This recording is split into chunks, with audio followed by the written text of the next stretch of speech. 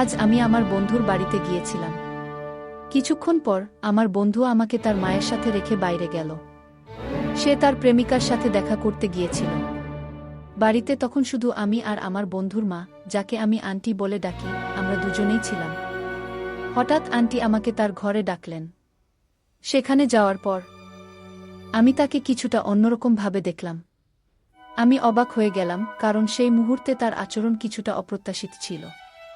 তিনি আমাকে তার কাছে আসতে বললেন, আর তার কথাগুলো আমাকে আরও বেশি বিস্মিত করল। তিনি হেসে বললেন, এখন আমরা তো একা আছি, আমার ছেলে তার প্রেমিকার সাথে দেখা করতে গেছে। আমাদের এই সময়টা কিভাবে কাটানো উচিত, তার কথা শুনে আমি কিছুটা বিস্মিত হলাম। কথাগুলো শোনার পর আমার মনে নানা ভাবনা উকি দিতে লাগল। আন্টি নিজেই আমাকে প্রস্তাব দিয়েছিলেন, তাই আমি কিভাবে না করতে পারি।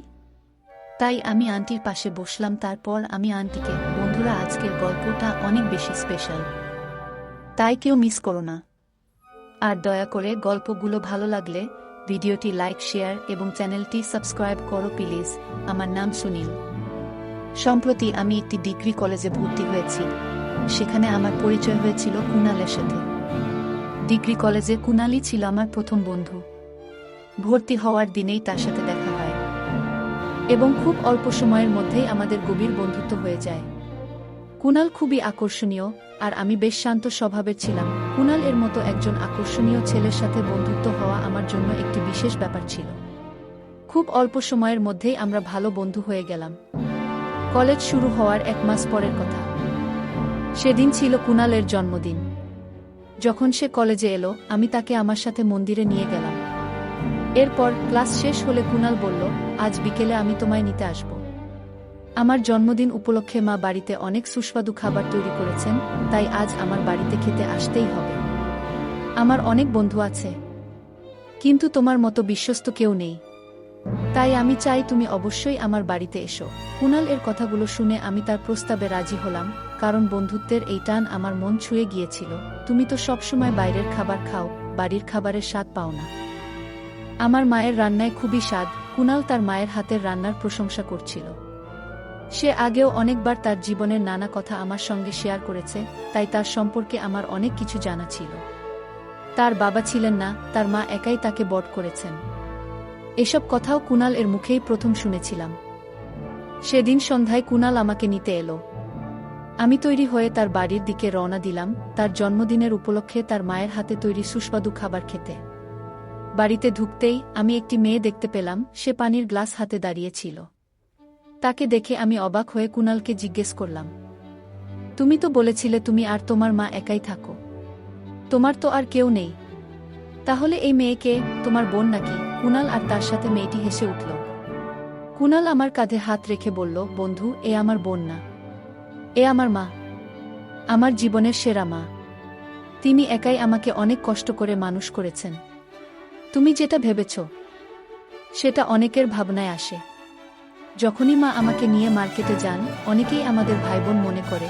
কেউই বিশ্বাস করতে চায় না যে মার এত বড় ছেলে হতে পারে, কারণ তিনি নিজেকে খুব ভালোভাবে মেইনটেইন করেছেন। তিনি যোগ ব্যায়ামের বড় ভক্ত। প্রতিদিন ভোর 4টায় উঠে কোনো দিন বাদ না দিয়ে 1 ঘন্টা ধরে যোগ ব্যায়াম করেন। এটাই আমার মায়ের তারুণ্যের রহস্য। কুণাল তার মায়ের প্রশংসায় মগ্ন ছিল। সে এসব বলছিল, আর ঠিক তখনই তার মা বললেন, কুণাল, তোমার বন্ধুকে এখানে বাইরে দাঁড় করিয়ে গল্প শোনাচ্ছ, ওকে ভেতরে ডেকে বসতে বলো। তারপর আন্টি আমাকে পানি দিলেন। কিছুক্ষণ পর আমরা খাবারের জন্য বসে পড়লাম। সত্যি বলতে, আন্টির হাতের রান্নায় অদ্ভুত স্বাদ ছিল। তিনি কুণালের জন্মদিন উপলক্ষে শাহী পনির, হালুয়া, কচুরি সহ আরও অনেক পদ তৈরি করেছিলেন। যখন আমি তাদের বানানো শাহী পনির খেলাম, তখনই মনে মনে ঠিক করে ফেলেছিলাম, আজ আমি 8-10টা পুরি তো খেয়েই ছাড়ব। আমি খুব আনন্দ নিয়ে খাচ্ছিলাম, আর কুণালও আমার পাশেই বসেছিল। হঠাৎ কুণাল এর ফোন বেজে উঠল। তার কিছু বন্ধুরা তাকে কেক কাটার জন্য ডেকে। সে সঙ্গে সঙ্গেই যাওয়ার জন্য প্রস্তুতি নিল এবং বলল, আমি বেশি সময় নেব না, একটু কেক কেটে ফিরে আসছি, ততক্ষণ তুমি আরাম করে খাও। আন্টিও বললেন, আগে ভালো করে খেয়ে নাও, খাওয়া শেষ করে যাও, বলে কুণাল গাড়ির চাবি নিয়ে দ্রুত বেরিয়ে গেল। এরপর আন্টি এসে আমার পাশে বসলেন। বসার সঙ্গে সঙ্গে তিনি আমার থালা আরেকটা পুরি তুলে দিলেন। আমি লক্ষ্য করলাম আন্টি আমাকে এক অন্যরকমভাবে দেখছিলেন এবং মাঝে মাঝে মুচকি হাসছিলেন। খাওয়া শেষ হলে আমি তাকে ডাইনিং টেবিলের বাসনপত্র তুলতে সাহায্য করতে শুরু করি। আমার কাজ দেখে আন্টি বললেন, তুমি তো একেবারে নিখুঁত ছেলে। কুনালের মুখে তোমার নাম অনেকবার শুনেছি। আমার ড্যাশিং কুনাল এর মতো একজন ছেলে তোমার মতো সরল ও সাধারণ বন্ধু পেয়ে খুবই সৌভাগ্যবান। আমি বিশ্বাস করি তোমার সংস্পর্শে থেকে কুনালও তোমার মতো হবে। আন্টির কথা শুনে আমি হেসে দিলাম। এরপর তিনি আমার পরিবারের কথা জিজ্ঞেস করলেন। আমি তাকে জানালাম আমার পরিবার গ্রামে থাকে এবং আমি পড়াশোনার জন্য শহরে একা থাকি। আমরা কথাবার্তা চালিয়ে যাচ্ছিলাম, ঠিক তখনই কুনাল ফিরে এলো। আমাদের কথা বলতে দেখে কুনাল হাসতে হাসতে বলল, সুনীল, মা তোমাকে খুব পছন্দ করেছে। আমি কখনো দেখিনি মা আমার কোনো বন্ধুর সাথে এত কথা বলছে। সাধারণত মা কাউকে বাড়ির দরজা পর্যন্ত আসতে দেয় না। কুনাল কথা বলে যাচ্ছিল, আর আমি ঘড়িতে সময় দেখে মনে মনে ভাবছিলাম যে আমার যাওয়ার সময় হয়ে এসেছে। আমি কুনালকে বললাম, ভাই, অনেক রাত হয়েছে, এবার আমাকে আমার রুমে ছেড়ে দাও। রওনা হওয়ার সময় আন্টি বললেন, সুনীল, আবার এসো, আর পরের বার একটু বেশি সময় নিয়ে আসো। এই বাড়িকে নিজের বাড়ি ভাবো। তারপর আন্টি আমাকে আলিঙ্গন করলেন। আমি বুঝলাম তার আচরণ একটু আলাদা ছিল। তাকে বিদায় জানিয়ে রুমে চলে গেলাম। পরের দিন কলেজে কুনালের সঙ্গে দেখা হলো। সে হাসতে হাসতে বলল, সুনীল, মা তোমার প্রশংসা করেই সারা রাত কাটিয়েছেন। এত প্রশংসা তো আমাকে নিয়েও করেন না। আমি হেসে বললাম, কুনাল, সময়ের সঙ্গে সবকিছু বদলায়, তুমিও হয়তো একদিন আমার মতো হয়ে যাবে। দিনের পর দিন আমাদের বন্ধুত্ব আরও গভীর হচ্ছিল। একদিন কুনাল আমাকে বলল, মাকে বিকেলে বাজারে নিয়ে যেতে হবে। কাল তার অফিসে একটা ফাংশন আছে, তার জন্য কিছু কেনাকাটা করতে হবে। বিকেল 4টায় তুমি আমাদের বাড়িতে এসো। মাকে বাজারে নিয়ে যেও, কারণ আমি একটু ব্যস্ত আছি। কুনাল এর কলেজের এক মেয়ের সঙ্গে নতুন বন্ধুত্ব হয়েছিল এবং সে মেয়েটিকে ডেটে নিয়ে যেতে চেয়েছিল। তাই সে আমাকে তার মায়ের দায়িত্ব দিয়েছে। কুনাল তার মায়ের সাহায্য করার জন্য আমাকে পাঠিয়েছে। কলেজে আমি সাধারণত বিকেল 4টায় ক্লাস শেষ করতাম, আর সেদিনও তাই হয়েছিল। 4টায় আমার রুমে গিয়ে আমি কিছুক্ষণ বিশ্রাম নিয়েছিলাম এবং তারপর তৈরি হয়ে কুনাল এর বাড়ির দিকে রওনা দিলাম। কুনাল আমাকে তার বাড়ির দ্বিতীয় চাবি দিয়েছিল। সে বলেছিল, যদি মা বাড়িতে না থাকেন তবে বাইরে অপেক্ষা না করে তুমি চাবি দিয়ে দরজা খুলে ভেতরে ঢুকে বসে থেকো। আমি তার বাড়িতে পৌঁছে দরজায় কড়া নাড়ালাম এবং কয়েকবার ডোরবেল বাজালাম, কিন্তু ভেতর থেকে কোনো সাড়া পেলাম না। এমনকি মনে হলো ডোরবেলটাও ঠিকমতো কাজ করছে না। তখন আমি কুনাল এর দেওয়া দ্বিতীয় চাবি দিয়ে দরজার তালা খুলে ভেতরে প্রবেশ করলাম। ঘরে ঢুকে দেখলাম কেউ নেই, কিন্তু হঠাৎই একটা ঘর থেকে পানির শব্দ শোনা গেল। আমার মনে হলো যে হয়তো ঘরের কোনো নলের পানি অনবরত পড়ছে। পানির অপচয় যেন না হয়, তাই শব্দের উৎস খুঁজতে এগিয়ে গেলাম। শব্দের পিছু করতে করতে আমি একটি ঘরের সামনে এসে দাঁড়ালাম। বাথরুমের দিক থেকে হালকা পানির শব্দ শোনা যাচ্ছিল। দরজার কাছে এসে হাত বাড়াতেই দরজাটি খুলে গেল। সামনে তাকাতেই দেখি কুনালের মা দাঁড়িয়ে আছেন। তিনি পুরোপুরি ভেজা। তার ভেজা পোশাক এবং চুল থেকে জল গড়িয়ে পড়ছিল। আমি যখন তার দিকে তাকালাম, তার সৌন্দর্যে এতটাই মুগ্ধ হয়ে পড়েছিলাম। হঠাৎ দরজার বন্ধ হওয়ার শব্দে আমি বাস্তবতায় ফিরে এলাম। বুঝতে পারলাম কুনালের মা আমাকে দেখে আবার বাথরুমের দরজা বন্ধ করেছেন। আমি ধীরে ধীরে হেঁটে ঘরের দিকে গিয়ে বসলাম। কিছুক্ষণ পরে তিনি ঘরে এলেন এবং জিজ্ঞাসা করলেন, সুনীল, তুমি এই সময় এখানে কিভাবে? আমি তাকে সব কথা খুলে বললাম এবং ক্ষমা চাইলাম। তিনি বললেন, এতে কিছুই হয়নি। আমি মোটেই বিরক্ত হইনি। তার কথা শুনে আমি কিছুটা বিব্রত হলাম। তিনি বললেন, তুমি এখানে কয়েক মিনিট অপেক্ষা করো, আমি একটু রেডি হয়ে আসছি। এরপর তিনি নিজের ঘরে গেলেন এবং কিছুক্ষণ পর সাধারণ পোশাকে ফিরে এলেন। তবুও তিনি এত সুন্দর লাগছিলেন যে আমার চোখ ফেরাতে পারছিলাম না। তিনি এসে আমার কাছে বসলেন এবং আমার চুলে হাত বুলিয়ে বললেন, সুনীল, তুমি এত কি ভাবছ? তিনি বললেন, চলো তাড়াতাড়ি করো, সন্ধ্যায় ফিরে এসে আমাকে রান্না করতে হবে। ওনার কথা শুনে আমি নিজেকে সামলে নিলাম এবং তার সাথে বাজারে যাওয়ার জন্য বেরিয়ে পড়লাম। বাইকে ওনার ওঠার পর তিনি দুহাতে আমার কাঁধে ধরে বসলেন। আন্টি যেখানেই যেতে চেয়েছিলেন আমি তাকে সেখানে নিয়ে যাচ্ছিলাম। বাজার থেকে বাড়ি ফিরে তিনি বললেন, আজ থেকে যদি আমাকে বাজারে যেতে হয় আমি তোমাকেই নিয়ে যাব, কারণ তুমি কোনো আপত্তি করো না। যেখানে আমি বলি তুমি সেখানে নিয়ে যাও। এতে আমার কাজ দ্রুত হয়ে যায়। না হলে তোমার বন্ধু কুনাল আমাকে একটা দোকানে নামিয়ে রেখে নিজে বসে থাকে, আর আমি পায়ে হেঁটে বাকিটা বাজার করতে হয়। কিন্তু তুমি তো সব ব্যাগও নিয়েছ, আমাকে গাড়িতে নিয়ে গেছ, এতে আমার অনেক সময় বেঁচে গেছে। তারপর তিনি মৃদু হেসে আমার গালে স্পর্শ করলেন এবং আমাকে প্রশংসা করলেন। সেটা তিনি স্বাভাবিকভাবে করেছিলেন নাকি তার মনে অন্য কিছু ছিল সেটা বোঝা আমার পক্ষে সম্ভব হয়নি। তবে ঘটনাটি আমার মনে গভীরভাবে দাগ কাটতে শুরু করল। আমি সেই ভাবনায় মগ্ন ছিলাম। এদিকে তিনি নতুন শাড়ি পরে এসে আমার সামনে দাঁড়ালেন। আন্টি আমাকে জিজ্ঞেস করলেন, এই শাড়িতে আমি কেমন লাগছি? আমি বললাম, আন্টি, আপনি তো দারুণ লাগছেন, তবে শাড়ির সামান্য একটা অংশ একটু ঢিলা মনে হচ্ছে। আমার কথা শুনে তিনি বললেন, সম্ভবত পিছনের ফিতে বাঁধা হয়নি। সুনীল, তুমি কি একটু সাহায্য করবে? আমি তাকে ফিতে বাঁধতে সাহায্য করলাম। কাজ শেষ করে সামনে দাঁড়িয়ে দেখলাম তিনি চোখ বন্ধ করে একদম শান্তভাবে দাঁড়িয়ে আছেন। আমি ডাকতেই তিনি চোখ খুলে মুচকি হেসে বললেন, কেমন লাগছে? আমি উত্তরে বললাম, আপনি সাধারণতই সুন্দর দেখতে, তবে এই শাড়িতে আপনার সৌন্দর্য আরও বেশি উজ্জ্বল হয়ে উঠেছে। আমার মুখ থেকে প্রশংসা শুনে তিনি লজ্জা পেয়ে তার ঘরে চলে গেলেন। ঠিক তখনই কুণালের ফোন এলো। কুণাল বলল যে সে আজ রাতে তার বান্ধবীর সাথে বাইরে থাকবে এবং তার মাকে একা রাখতে চায় না। সে আমাকে বলল, তুমি যদি মায়ের সাথে থাকো তবে মা আমাকে ফোন করে বিরক্ত করবেন না। তুমি সবকিছু যেমন সুন্দরভাবে সামলে নিয়েছ, আজ রাতেও তেমনভাবেই সামলিয়ে নিও। ফোন রেখে দিল কুণাল। কিছুক্ষণ পরে আন্টি শাড়ি বদলে এসে আমাকে জিজ্ঞেস করলেন, কুণালের কি খবর? বন্ধুত্বের খাতিরে আমাকে আন্টিকে একটা ছোট্ট মিথ্যা বলতে হলো। আমি বললাম, কুণাল আমাদের স্যারের খুব প্রিয় ছাত্র, স্যারের কিছু কাজ ছিল, তাই তাকে আজ রাতে স্যারের বাড়িতে থাকতে হবে। সে আজ ফিরবে না। আমার কথা শুনে আন্টির মুখে একটা মৃদু হাসি ফুটে উঠল। তিনি বললেন, আমি তো একা বাড়িতে থাকতে পারি না, তাই আজ রাতে তোমাকে এখানেই থাকতে হবে। এটা কুণাল আগেই আমাকে জানিয়ে দিয়েছিল। বন্ধুত্বের জন্য মাঝে মাঝে এমন মিথ্যে বলতেই হয়, আর আমার অবস্থা তখন এমনই ছিল। আমি আন্টির সাথে থেকে যাওয়ার জন্য সম্মতি দিলাম। তবে আমি বুঝতেও পারিনি সেই রাতে আমার আর আন্টির মধ্যে কি হতে চলেছে। রাতের খাবার শেষে আন্টি আমাকে তার ঘরে ডাকলেন। আমরা অনেকক্ষণ কথা বললাম। তিনি আমার পরিবার সম্পর্কে জানতে চাইলেন।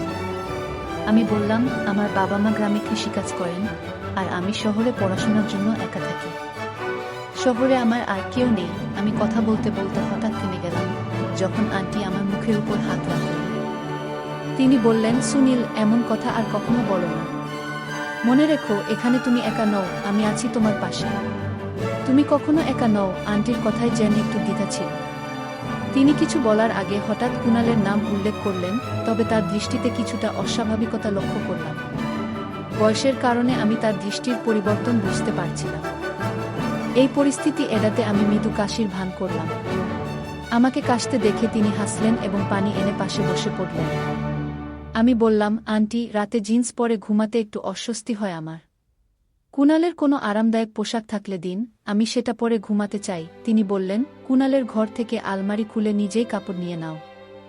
কুণালের ঘরে গিয়ে আলমারি খোলার সাথে সাথে সেখানে বিভিন্ন ধরনের পারফিউম, ব্রেসলেট এবং আরও অনেক জিনিস দেখতে পেলাম। কৌতূহলবশত একটি ব্রেসলেট পরে নিলাম এবং একটা রঙিন শার্টও গায়ে পরলাম। তারপর আমি চুলে জেল লাগিয়ে কুণালের মতো একটা স্টাইল করার চেষ্টা করলাম। আয়নার সামনে দাঁড়িয়ে নিজের দিকে তাকাচ্ছিলাম। ঠিক তখনই হঠাৎ আন্টি আমার পেছনে এসে দাঁড়ালেন। কখন এসেছেন আমি টের পাইনি, কারণ আমি নিজের দিকে তাকিয়ে ব্যস্ত ছিলাম। তিনি আমাকে নিজের দিকে ঘুরিয়ে আমার চুল ঠিক করলেন এবং ব্রেসলেটটি খুলে দিলেন। তিনি বললেন, সুনীল, তোমার কিছু বদলানোর দরকার নেই। তুমি যেমন তেমনটাই চমৎকার। প্রথমবার দেখেই তোমাকে ভালো লেগেছিল। কথাগুলো বলার সময় তিনি স্নেহভরে আমার পাশে এসে দাঁড়ালেন। আমি একটু অস্বস্তি বোধ করছিলাম, তাই বিনয়ের সাথে একটু দূরে সরার চেষ্টা করলাম। তিনি হেসে বললেন, সুনীল, এখন তো বাড়িতে আমরা শুধু দুজনই আছি। তুমি এতটা দূরে কেন যাচ্ছ? আমি তার কথা শুনে বিস্মিত হয়ে বললাম, আন্টি, আপনি কি বলতে চাইছেন? কিছুক্ষণ চুপ থাকার পর মনে হলো তিনি কিছুটা অস্বস্তি বোধ করছেন এবং দ্রুতই নিজের অবস্থান পরিবর্তন করলেন। তার আচরণে আমি কিছুটা অস্বস্তি অনুভব করতে শুরু করলাম। তাই হঠাৎ করে তার হাত ধরলাম এবং তাকে কুণালের ঘর থেকে বাইরে নিয়ে গেলাম। তিনি দরজায় কয়েকবার ধাক্কা দিলেন, কিন্তু আমি দরজা খুলিনি। কারণ যা ঘটছিল তার জন্য আমি মানসিকভাবে প্রস্তুত ছিলাম না। তার সৌন্দর্য আমার মনকে গভীরভাবে প্রভাবিত করেছিল, তবে কিছু বিষয় ঠিক মনে হচ্ছিল না। সেই রাতে আমি দরজাটি বন্ধ রেখেই ঘুমাতে গেলাম। পরের দিন সকালে প্রায় 6টার দিকে কুনাল বাড়ি ফিরল। আমি কুনালের সঙ্গেই তার বাড়ি থেকে তৈরি হয়ে কলেজ যাওয়ার জন্য বেরিয়ে পড়লাম। কলেজ যাওয়ার সময় কুনালর বাইকের পেছনে বসে আমি বললাম, কুনাল, তুমি তো তোমার জীবনের সঙ্গিনী খুঁজে পেয়েছ, তবে তোমার মায়ের পুনরায় বিয়ের কথা ভেবেছ কি? আমার এ কথা শুনেই কুনাল হঠাৎ করে মাঝপথে বাইক থামিয়ে দিল এবং আমাকে নিচে নামিয়ে বলল, সুনীল, তুমি আমার সবচেয়ে ভালো বন্ধু, তাই তোমাকে বলছি, আমি মায়ের দ্বিতীয় বিয়ের ঘোর বিরোধী। এই বয়সে মায়ের জীবনসঙ্গীর প্রয়োজন নেই। আমি এখন বড় হয়েছি এবং মায়ের পুনরায় বিয়ে আমার কাছে একেবারেই গ্রহণযোগ্য নয়। আমার করা প্রশ্নটি হয়তো কুনাল এর পছন্দ হয়নি, কারণ কুনাল আমাকে রাগান্বিতভাবে উত্তর দিয়েছিল, তাই আমি তখন সেই বিশ্বাসটি বন্ধ করে দিয়েছিলাম। দেখতে দেখতে 1 মাস কেটে গেল। এই 1 মাসে আমি একবারও কুনাল এর বাড়িতে যাইনি। এখন আমাদের কলেজে অ্যাসাইনমেন্ট জমা দেওয়ার সময় চলে এসেছে। একদিন রাত 8টার দিকে কুনাল আমার রুমে এসে হাজির হয়। সে আমাকে অনুরোধ করতে থাকে যাতে আমি তার অ্যাসাইনমেন্টটি সম্পূর্ণ করে দিই। আমি সব সময় আমার কাজ সময় মতো করে রাখি, তাই আমার সব অ্যাসাইনমেন্ট আগেই শেষ হয়ে গিয়েছিল। কুনালের অ্যাসাইনমেন্টটি শেষ করতে আমি রাজি হয়ে গেলাম, কিন্তু তখন রুমে বিদ্যুৎ ছিল না। আধা ঘন্টা কেটে গেছে, তবু আলো ফিরে আসেনি। কিছুক্ষণের মধ্যেই জানতে পারলাম যে পরবর্তী 3 দিন পর্যন্ত বিদ্যুৎ আসবে না। কুনাল আমাকে বলল, এখানে বিদ্যুৎ নেই তো কি হয়েছে? আমার বাড়িতে লাইট, ইনভার্টার সব আছে। প্লিজ আমার সাথে বাড়িতে চলো। কুনালের অনুরোধে আমি তার সাথে তার বাড়ি যাওয়ার জন্য রাজি হলাম। বাড়িতে পৌঁছেই আমি কোনো দিকে না তাকিয়ে সরাসরি তার ঘরে চলে গেলাম এবং দরজা বন্ধ করে দিলাম। কুনাল আমাকে অ্যাসাইনমেন্ট লেখার জন্য দিয়ে নিজে তার গার্লফ্রেন্ডের সাথে ফোনে কথা বলতে লাগল। তার গার্লফ্রেন্ড একাই নিজের রুমে থাকে। হঠাৎ কুনাল ফোনটি বন্ধ করে আমার দিকে ফিরে বলল, সুনীল, আজ রাত তুমি এখানে সব সামলে নাও। আমি আমার গার্লফ্রেন্ডের সাথে দেখা করতে যাচ্ছি, সম্ভবত সকালে ফিরব। আর হ্যাঁ, অ্যাসাইনমেন্ট জমা দেওয়ার জন্য এখনো 4 দিন বাকি আছে, তুমি চাইলে ঘুমাতে পারো। আমি কুনালকে বাইরে যেতে নিষেধ করছিলাম, কিন্তু সে কথা না শুনে বেরিয়ে গেল। প্রায় আধা ঘন্টা পর আমি তার রুমে বসে অ্যাসাইনমেন্ট লিখছিলাম, তখন দরজায় টোকা পড়ল। বাইরে গিয়ে দেখলাম আন্টি 2টি গ্লাসে দুধ নিয়ে এসেছেন। কুনাল ঘরে নেই, এই বিষয়টি যেন তিনি না বুঝতে পারেন। তাই আমি তাকে ঘরে ঢুকতে দিলাম না এবং বাইরে গিয়ে বললাম, কুনাল ঘুমিয়ে পড়েছে। তিনি আমাকে 1 গ্লাস দুধ দিয়ে তার ঘরে ফিরে গেলেন। আমি ডাইনিং রুমে বসে দুধ খেয়ে আবার কুনাল এর ঘরে ফিরে এলাম। হঠাৎ আন্টির ঘর থেকে অদ্ভুত শব্দ শুনে আমি আতঙ্কিত হয়ে তার ঘরের দিকে ছুটলাম। ঘরে ঢুকেই দেখি আন্টি নেই। পেছনে দরজা বন্ধের শব্দ হলো। দেখলাম আন্টি দরজাটি বন্ধ করেছেন। আমি জিজ্ঞাসা করলাম, আন্টি, এটা কি হচ্ছে? তিনি হেসে আমার মাথায় হাত বুলিয়ে বললেন, তোমাকে এখানে আনতেই হতো, তাই এমনটা করেছি। তুমি তো আমাকে ভালোবাসো, তাহলে এমন করতেছ কেন? আমি বললাম, আপনি আমার জন্য মায়ের মতো। আমি কিছু ভুল করতে পারি না, দয়া করে আমাকে মাফ করুন। তখন তিনি রেগে গিয়ে আমার শার্টের বাটন এমনভাবে টানলেন যে সেগুলো ছিঁড়ে মাটিতে পড়ে গেল। আন্টি হঠাৎ আমার কলার ধরে বললেন, আমি তোমার মায়ের মতো হতে পারি, কিন্তু মা নই। এটা মনে রেখো। তার কথায় আমার চিন্তাধারায় একটা পরিবর্তন আসলো। সত্যিই তিনি আমার মায়ের মতো যত্নবান ছিলেন, কিন্তু মা ছিলেন না। তার কথা শুনে আমি শান্ত হয়ে তাকে বললাম, যদি কখনো কোনো ভুল করে আপনাকে কষ্ট দিয়ে থাকি, তার জন্য ক্ষমা করবেন। কিন্তু আজ বুঝলাম আপনি আমাকে কি বোঝাতে চেয়েছেন। আপনার ব্যক্তিত্ব এবং সুন্দর মন আমাকে সবসময় মুগ্ধ করেছে। আমার কথায় আন্টি খুবই খুশি হলেন। তার মুখে যেন এক আলাদা রকমের খুশি ফুটে উঠল। তিনি আমার হাত ধরে বেশ কিছুক্ষণ রাখলেন। আমি তাকে আমার পাশে বসতে বললাম। তিনি মুচকি হেসে বললেন, আমি জানতাম একদিন তুমি আমার সঙ্গে দেখা করতে আসবে। এবার আমাকে তোমার ঘরের ঠিকানা দাও, যাতে যখন কুনাল বাড়িতে থাকবে না, তখন আমি আসতে পারি। বলার সময় তিনি তার মাথা আমার কাঁধে রাখলেন। আমি তার হাত ধরে বললাম, আপনি সবসময় আমার সম্মতি পাবেন। আমি একটু হাসি দিয়ে বললাম, আন্টি, আমার একটা প্রশ্ন আছে। আপনি আমার মধ্যে এমন কি দেখলেন যে কয়েকদিনের মধ্যেই আমার প্রতি আকৃষ্ট হলেন? কুনাল যখন 8 বছরের ছিল, তখন তার বাবা আমাদের ছেড়ে চলে গেলেন। তারপর থেকে আমি অনেক কষ্টে ওকে বড় করেছি। এখন আমার আর্থিক অবস্থার কিছুটা উন্নতি হয়েছে। কিন্তু যখন কুনাল কলেজে যেতে শুরু করলো, তখন থেকে আমি ওকে তার বান্ধবীর সঙ্গে কথা বলতে দেখতাম। তিনি আরও বললেন, আমারও কিছু বান্ধবী আছেন যারা তাদের স্বামীদের সঙ্গেও এবং কিছু প্রেমিকের সঙ্গেও খুব সুখী জীবন যাপন করেন। কখনো কখনো তাদের দেখে আমারও একটু ঈর্ষা হতো। কিন্তু সেদিন যখন তোমাকে দেখলাম, তখনই তোমার প্রতি আমার মনে অন্যরকম একটা অনুভূতি জন্মালো। তারপর যখনই আমাদের দেখা হয়েছে, তুমি আমার মন জয় করেছ। তুমি আমাকে সবসময় সম্মানের সঙ্গে দেখেছ, আর তোমার এই আচরণই আমাকে তোমার প্রতি ভালোবাসা জন্মিয়েছে। আমি শান্ত স্বরে বললাম, আপনি আমাকে এত প্রশংসা করলেন, তার জন্য ধন্যবাদ।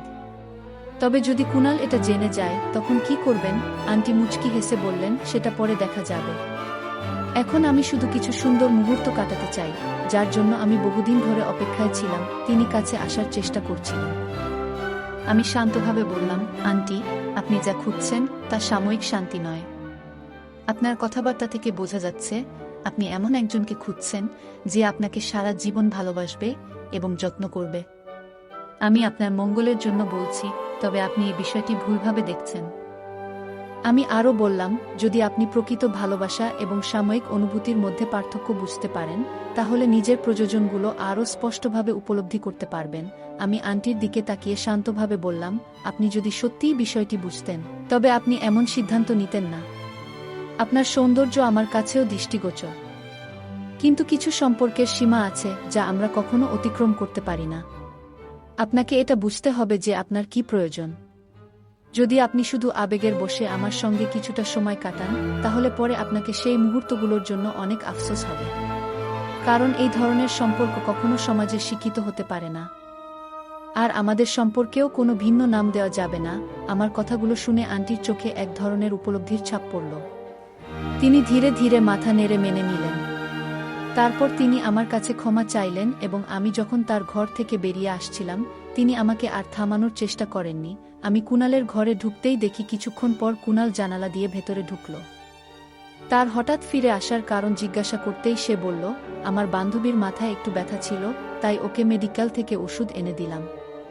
এজন্যই ওর কাছে গিয়েছিলাম। কুনালের কথা শুনে হেসে বললাম, কুনাল, কিছু মাস হলো তোমার ওর সাথে বন্ধুত্ব হয়েছে, আর এত অল্প সময়ে তোমার মধ্যে তার প্রতি এত টান। কিন্তু তোমার নিজের মায়ের কথা কি ভাবো? তারও তো একজন সঙ্গীর প্রয়োজন হতে পারে, তাই না? আমি বললাম, জীবনে সবারই সঙ্গীর প্রয়োজন হয়। তুমি তোমার নিজের জীবন নিয়ে ব্যস্ত হয়ে পড়বে, কিন্তু তোমার মায়েরও তো জীবনে একজন সঙ্গী দরকার হতে পারে, যিনি তার যত্ন নেবেন। একবার মায়ের কথা ভাবো, এতদিন তিনি তোমার জন্য বেঁচে থেকেছেন। এখন তারও একজন সঙ্গীর প্রয়োজন হতে পারে। আমার কথাগুলো শুনে কুনাল বেশ ভেবে দেখল। সে একটাও শব্দ আমার বিরুদ্ধে বলল না। পরের দিন যখন আমি তাদের বাড়ি থেকে বেরোচ্ছিলাম, কুনাল তার মায়ের সামনে এসে তাকে বিয়ের অনুমতি দিল। কিছু দিনের মধ্যেই কুনালের মা আবার বিয়ে করলেন। আন্টি তখন ৪২ বছর বয়সী ছিলেন এবং তার নিজের বয়সের একজন জীবনসঙ্গী খুঁজে পেলেন। আমি যখন আন্টিকে নতুন জীবনের জন্য শুভেচ্ছা জানাতে গেলাম, তিনি আমার মাথায় হাত বুলিয়ে বললেন, সুনীল, আমি তোমার মায়ের মতো নই, আমি তো তোমার মাই। তখন আন্টির সেই কথা মনে পড়ে গেল, আর তিনি তার নতুন স্বামীর সামনেই আমাকে ধন্যবাদ জানালেন। তাদের সুখী দেখে আমিও খুব খুশি হলাম। কুনাল আমার ঘনিষ্ঠ বন্ধু ছিল, তাই তার সুখ আমার সুখের মতোই। এরপর আমি আর আন্টির বাড়িতে খুব বেশি যাইনি। আমি চেয়েছিলাম তাদের নতুন জীবনের শুরুটা তাদের নিজের মতো করে হোক। তাই আমি অন্য শহরে গিয়ে নিজের পড়াশোনা শেষ করি। কুনালের সঙ্গে আমার বন্ধুত্ব অটুট ছিল, কিন্তু আমি আর তাদের বাড়িতে যেতাম না। যখনই আমাদের দেখা করার দরকার হতো, কুনাল নিজেই আমার কাছে চলে আসত, কিংবা আমরা কোনো নির্দিষ্ট জায়গায় দেখা করতাম। গল্পটা কেমন লাগলো জানাতে ভুলবে না। আরও মজার মজার রোমান্টিক গল্প শুনতে চাইলে ভিডিওটি লাইক, শেয়ার এবং চ্যানেলটি সাবস্ক্রাইব করতে এবং বেল আইকনটি ক্লিক করতে ভুলবে না। ধন্যবাদ।